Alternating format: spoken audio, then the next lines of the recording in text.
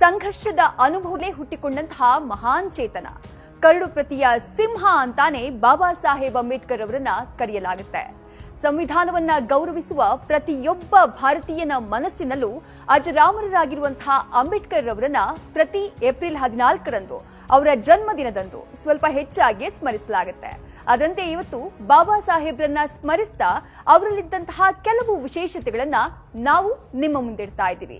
ದೇಶದಲ್ಲಿ maternity benefit ಕಾಯ್ದೆ ಜಾರಿಗೆ ಬಂತು. ಈ ಕಾಯ್ದೆ ಜಾರಿಯಾಗೋಕೆ ಮೂಲ ಕಾರಣನೇ ಡಾಕ್ಟರ್ BR ಅಂಬೇಡ್ಕರ್.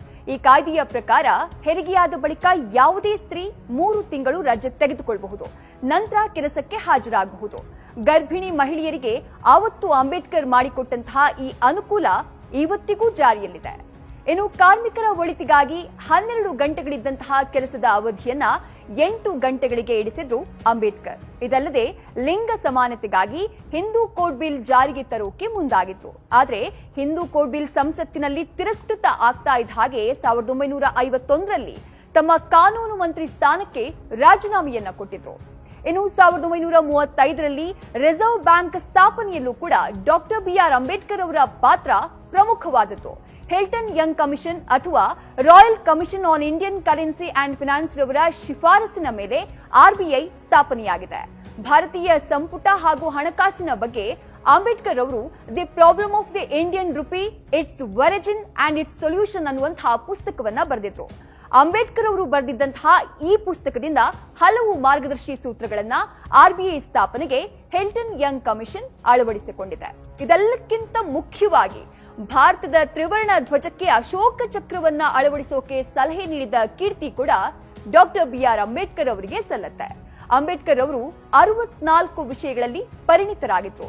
ಅಲ್ಲದೆ 9 ಭಾಷೆಗಳನ್ನ ನಿರರ್ಗಳವಾಗಿ ಮಾತನಾಡ್ತಾ ಇದ್ರು.